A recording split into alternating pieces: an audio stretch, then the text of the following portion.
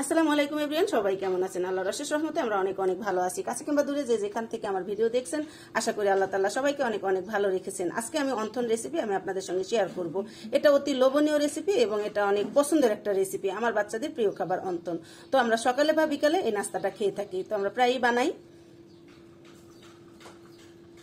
এই রেসিপিটা যদি আপনাদের কাছে ভালো লাগে অবশ্যই লাভ লাইক দিয়ে আমার পাশে থাকবেন, আমার ফুল ভিডিও দেখে কমেন্ট করবেন।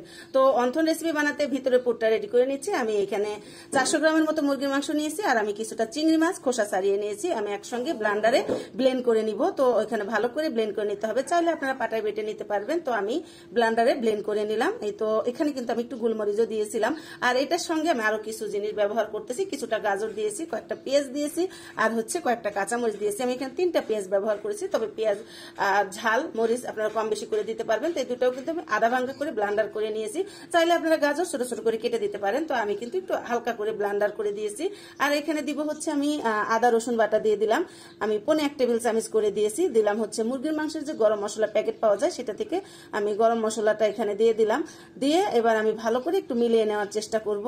আর এখানে অবশ্যই ভালো করে মিলিয়ে নিতে হবে। আর আমি এখানে সরিষার তেল দিয়েছিলাম, সেটা আর আপনাদের সঙ্গে শেয়ার করা হয় নাই। আমি এখানে কিছুটা সরিষার তেল এটা মেখে নিয়েছি।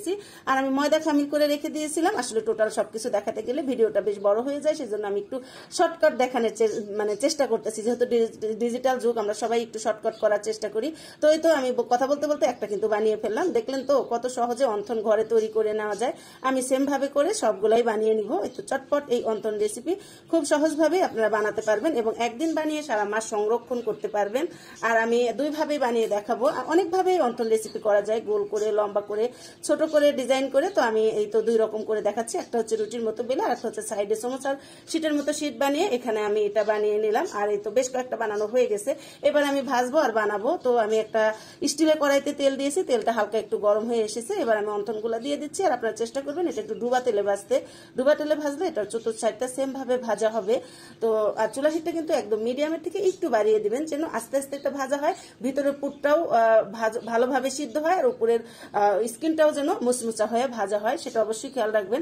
আর ঘরে বানালে আমরা একটু ভিতরে পুরটা বেশি দেওয়ার চেষ্টা করি, বাইরে কিন্তু একদমই কম পুর দেওয়া থাকে আমরা যেগুলো রেস্টুরেন্টে খাই। তো ঘরে যেহেতু বানাই আমরা পুরটা বেশি দিই, সেজন্য একটু আস্তে আস্তে বেশি টাইম নিয়ে ভাজতে হবে। তো আমার ভাজা হয়ে গেছে, আমি উঠিয়ে নিচ্ছি। কালারটা কিন্তু খুব সুন্দর হয়েছে, আর এরকম কালার হলে উঠিয়ে নেবেন। ঠান্ডা হলে এটা কালারটা আরেকটু বাড়বে।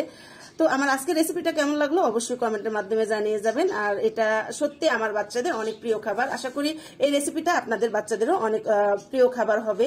তো আজকের মতো বিদায় নিচ্ছি। ভিডিও ভালো লাগলে লাভ লাইক দিয়ে আমার পাশে থাকবেন, আমার জন্য দোয়া করবেন। আশা করি আরো ভালো ভালো ভিডিও আমি আপনাদের সঙ্গে শেয়ার করব। তো আসসালামু আলাইকুম, আল্লাহ হাফেজ এভরিওয়ান।